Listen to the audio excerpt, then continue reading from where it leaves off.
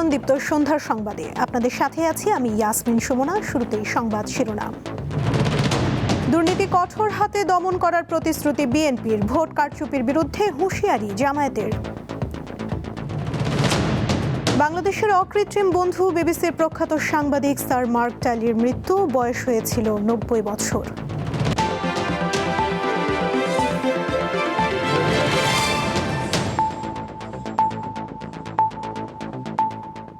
এবারে বিস্তারিত।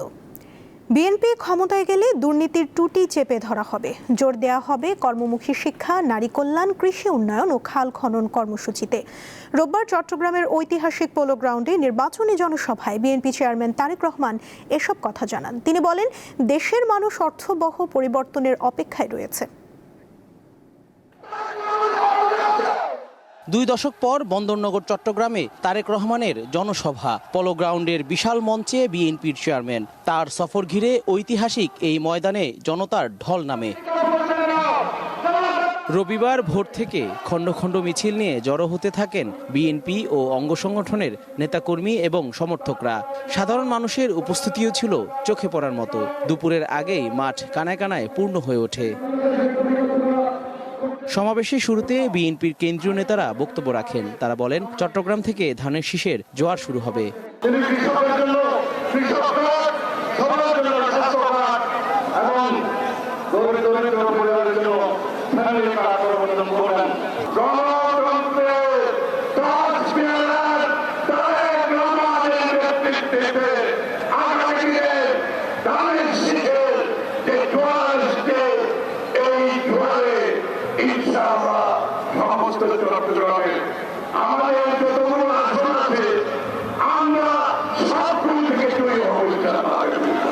প্রধান অতিথি তারেক রহমান বলেন, চট্টগ্রামের সঙ্গে তার পরিবারের গভীর সম্পর্ক রয়েছে। এই নগরের সমস্যা সমাধানের আশ্বাস দেন তিনি।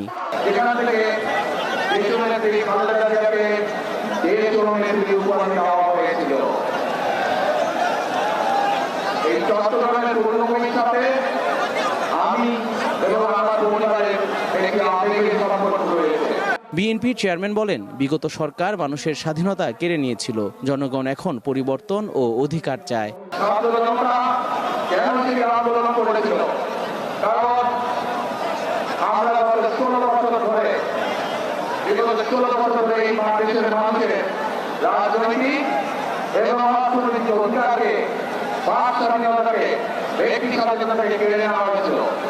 বিএনপি ক্ষমতায় গেলে কর্মমুখী শিক্ষা, স্বাস্থ্য ও কৃষিখাত উন্নয়ন, নারীদের স্বাবলম্বী করা ও জলবদ্ধতা দূরীকরণে খাল খনন সহ নানা পরিকল্পনার কথা তুলে ধরেন এই নেতা।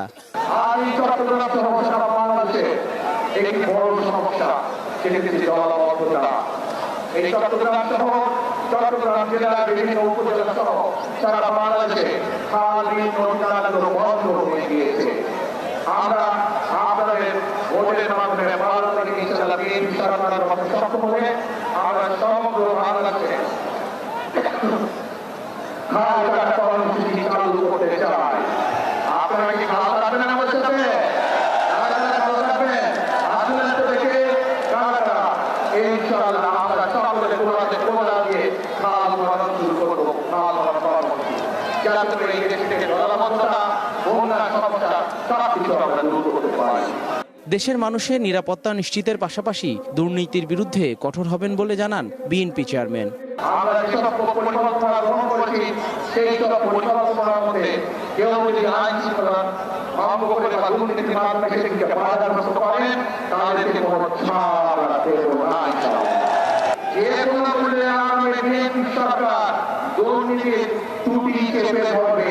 এই ত্রুটি হচ্ছে আমাদের কমিটমেন্ট। এই দেশের মধ্যে পোলো গ্রাউন্ডের সমাবেশ শেষে ফেনীর উদ্দেশ্যে যাত্রা করেন তারেক রহমান।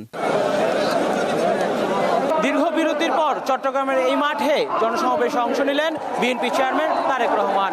জনগণের ভোটাধিকার ফিরিয়ে আনা, কর্মসংস্থান সৃষ্টি ও নানামুখী উন্নয়নের প্রতিশ্রুতি দিয়ে চট্টগ্রামবাসীর কাছে ভোট চাইলেন তিনি। জহিরুল মহসান, দীপ্ত সংবাদ, পোলো গ্রাউন্ড মাঠ, চট্টগ্রাম। চট্টগ্রামের পোলো গ্রাউন্ডে তারেক রহমানকে দেখে এবং তার বক্তব্য শুনে উচ্ছ্বসিত বিএনপি ও এর সহযোগী সংগঠনের নেতাকর্মীরা। তাদের আশা, বিএনপি চেয়ারম্যানের সফর বন্দরনগর ও আশপাশের জেলায় ধানের শীষ প্রতীকে গতি সঞ্চার করবে, যার প্রভাব পড়বে 12 ফেব্রুয়ারির নির্বাচনে। আসসালামু আলাইকুম, অনুরা কেন আছেন? চট্টগ্রামের পলোগ্রাউন্ডের জনসভায় উপস্থিত নেতাকর্মীদের এভাবে আঞ্চলিক ভাষায় শুভেচ্ছা জানান বিএনপির চেয়ারম্যান তারেক রহমান। দুপুর 12:20 দিকে সমাবেশস্থলে পৌঁছে মঞ্চে ওঠার পর তিনি নেতাকর্মীদের সঙ্গে কুশল বিনিময় করেন। এর জবাবও দেন তারা।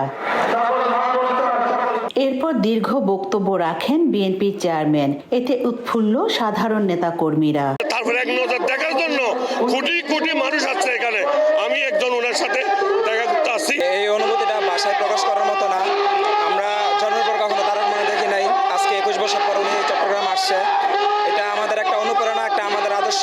তারেক রহমানকে দেখতে ও তার বক্তব্য শুনতে রাঙ্গামাটি, বান্দরবান, খাগড়াছড়ি, কক্সবাজার থেকেও অসংখ্য লোকজন পলোগ্রাউন্ডে জড়ো হন। আজকেও তার বক্তব্যটা সুস্পষ্ট করে বলে দিয়েছেন। আমরা চাই তারেক রহমানের এই বক্তব্যের মাধ্যমে আমাদের দেশ একটা দুর্নীতিমুক্ত বাংলাদেশ হয়ে এগিয়ে যাবে। দীর্ঘদিন অপেক্ষার পর প্রিয় নেতাকে দেখে এবং তার বক্তব্য শুনে আবেগে আপ্লুত হয়েছেন অনেকে। তারেক জিয়া বীরের বেশে আসবে, এখন যে বাস্তবে চলে আসলো 17 বছর পরে, এটা আমাদের বিশ্বাস করতে অনেক কষ্ট হচ্ছে। আজকে যে দেখে তারেক জিয়াকে বিশ্বাস হচ্ছে না আমরা যে তারেক জিয়ার সামনে আছি। তারেক রহমানের বক্তব্য শুনে আমাদের যে অনুপ্রেরণা ছিল এবং লক্ষ্য ছিল এবং যে বাস্তবতার কথা উনি বলে গেছেন, সেটার দিক নির্দেশনা অনুসারে আমরা 12 তারিখ ভোটে জয়যুক্ত করব। ভোর থেকে স্লোগানে স্লোগানে মুখরিত হয়ে ওঠে পলোগ্রাউন্ড ও এর আশপাশের এলাকা। চট্টগ্রাম ও আশপাশের জেলা থেকে খণ্ড খণ্ড মিছিল নিয়ে নেতাকর্মীরা সমাবেশের স্থলে জড়ো হন। রুনা আনসারি, দীপ্ত সংবাদ, চট্টগ্রাম। আসন্ন ত্রয়োদশ জাতীয় সংসদ নির্বাচনে দুর্বৃত্তরা ভোটের বাক্সে হাত দিলে তা প্রতিহত করার ঘোষণা দিয়েছেন জামায়াতে ইসলামীর আমির ডাক্তার শফিকুর রহমান। রোববার রাজধানীর গ্যান্ডারিয়ার ধূপখোলা মাঠে আয়োজিত জনসভায় তিনি এমন ঘোষণা দেন। জামায়াতের আমির আরও বলেন, বিগত একটি সরকার দেশকে উন্নয়নের রোল মডেল করতে গিয়ে রডের বদলে বাঁশ ব্যবহার করেছিল। তারা দেশের টাকা লুণ্ঠন করে বিদেশে পাচার করেছে। তিনি বলেন, মানুষে মানুষে ভেদাভেদ ভুলে আগামী নির্বাচনে 18 কোটি মানুষের বিজয় দেখতে চায় জামায়াতে ইসলামী। ঢাকা মহানগরী দক্ষিণের আওতাভুক্ত ঢাকা 4, ঢাকা 5, ঢাকা 6 ও ঢাকা 7 সংসদীয় এলাকায় জনসভা করে নির্বাচনী প্রচারণা করেছে জামায়াতে নেতৃত্বাধীন নির্বাচনী জোট।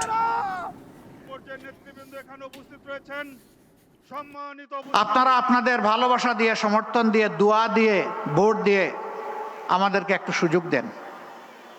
মহান আল্লাহকে ভরসা করে আমরা ওয়াদা করেছি, চাঁদা আমরা নিব না, চাঁদা নিতে দেব না।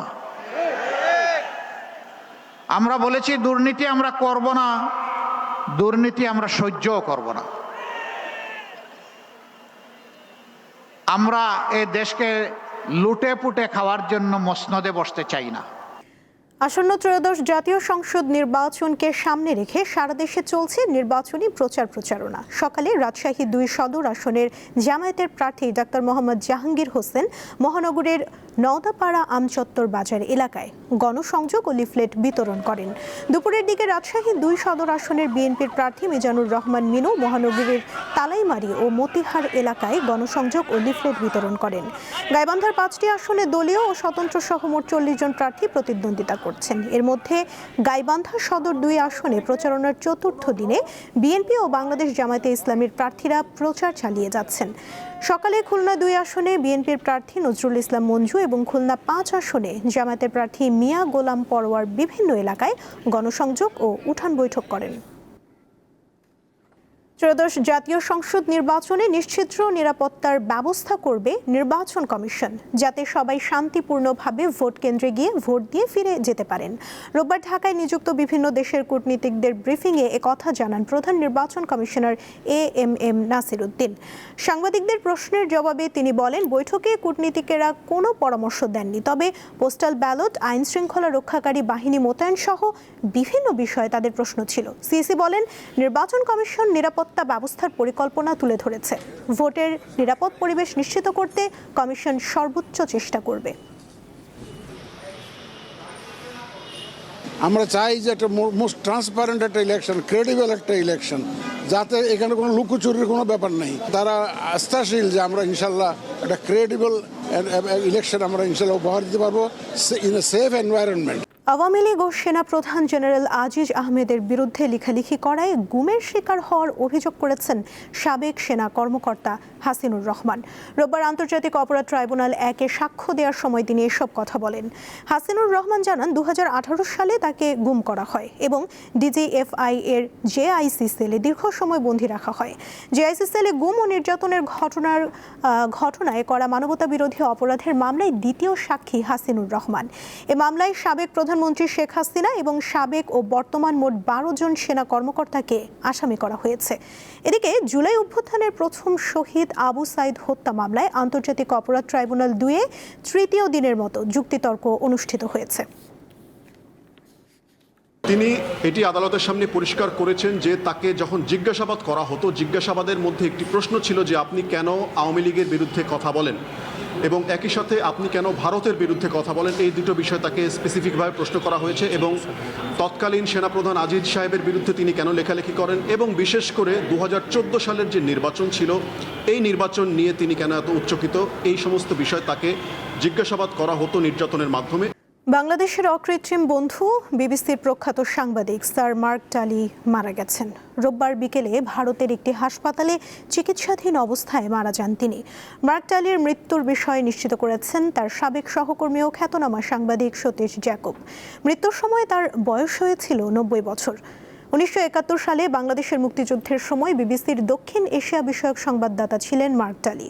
মুক্তিযুদ্ধের উত্তাল দিনগুলোতে বিবিসি রেডিওতে তার পরিবেশিত খবর ছিল মানুষের মুক্তিযুদ্ধের সংবাদ জানার প্রধান উৎস। আন্তর্জাতিক মহলে বাংলাদেশের পক্ষে জনমত গঠনে তার প্রতিবেদনের ভূমিকা ছিল ঐতিহাসিক। মুক্তিযুদ্ধে বাংলাদেশের স্বাধীনতা অর্জনে অসামান্য অবদানের স্বীকৃতি হিসেবে 2012 সালে তাকে মুক্তিযুদ্ধ মৈত্রী সম্মাননা প্রদান করে বাংলাদেশ সরকার। বিবিসির 30 বছরের চাকরি জীবনে তিনি 20 বছর ছিলেন দিল্লি ব্যুরোর প্রধান। 1994 সালে বিবিসি থেকে পদত্যাগ করার পর ফ্রিল্যান্স সাংবাদিক হিসেবে কাজ করতেন। আন্তর্জাতিক প্রসঙ্গ। যুক্তরাষ্ট্রের সাথে চলমান উত্তেজনার মাঝে ব্ল্যাকআউটের কবলে পড়েছে গ্রিনল্যান্ড। স্থানীয় সময় শনিবার রাতে প্রাকৃতিক দুর্যোগের কবলে পড়ে বিদ্যুৎ বিচ্ছিন্ন হয়ে পড়ে রাজধানী নুক। তীব্র বাতাসের ঝাপটায় দেশটির প্রধান জলবিদ্যুৎ কেন্দ্র বক্সেফজর্ড এর কার্যক্রম বন্ধ হয়ে যায়। এতে মুহূর্তেই আতঙ্ক ছড়িয়ে পড়ে সামাজিক যোগাযোগ মাধ্যমে। দেশটির রাষ্ট্রীয় বিদ্যুৎ সরবরাহকারী প্রতিষ্ঠান জানিয়েছে রাত 3:30টার মধ্যে 75% জায়গায় বিদ্যুৎ প্রতিস্থাপনের কাজ সম্পন্ন হয়। এই দুর্যোগের কারণে দেশটির অনেক অঞ্চলে পানি সরবরাহ ও ইন্টারনেট সংযোগ বন্ধ হয়ে যায়। যুদ্ধবিরতি কার্যকর থাকার পরও ফিলিস্তিনের গাজায় হামলা চালিয়েছে ইসরায়েল। এতে 2 শিশুসহ 3 ফিলিস্তিনি নিহত হয়েছে। ড্রোন হামলা ও গুলিবর্ষণের এসব ঘটনায় কয়েকজন আহত হয়েছে। চুক্তির শর্ত অনুযায়ী ইসরায়েলি সেনারা যে এলাকা থেকে সরে গিয়েছিল সেখানে ড্রোন হামলা চালানো হয়। এছাড়া খান ইউনিসের দক্ষিণে কিজান আল নাজ্জার এলাকায় হামলা চালায় ইসরায়েলি বাহিনী। ফিলিস্তিনের স্বাস্থ্য মন্ত্রণালয় জানিয়েছে শীত মৌসুম শুরুর পর থেকে গাজায় অন্তত 10 শিশু হাইপোথার্মিয়ায় মারা গেছে। গত বছরের 10 অক্টোবর থেকে যুদ্ধবিরতি কার্যকর হলেও ইসরায়েল এখনও হামলা চালিয়ে যাচ্ছে। এসব হামলায় অন্তত 481 জনের প্রাণ গেছে। দীপ্ত সন্ধ্যার সংবাদ শেষ করার আগে শিরোনামগুলো জানিয়ে দিচ্ছি আরও একবার। দুর্নীতি কঠোর হাতে দমন করার প্রতিশ্রুতি বিএনপির, ভোট কারচুপির বিরুদ্ধে হুঁশিয়ারি জামায়াতের। বাংলাদেশের অকৃত্রিম বন্ধু বিবিসির প্রখ্যাত সাংবাদিক স্যার মার্ক টালির মৃত্যু, বয়স হয়েছিল 90 বছর। এই ছিল এখনকার মতো। পরবর্তী সংবাদ রাত 11টায় দেখার আমন্ত্রণ রইল। এছাড়া আরও তথ্য পেতে যুক্ত থাকুন দীপ্ত ডিজিটাল প্ল্যাটফর্মের সাথে। ধন্যবাদ সবাইকে।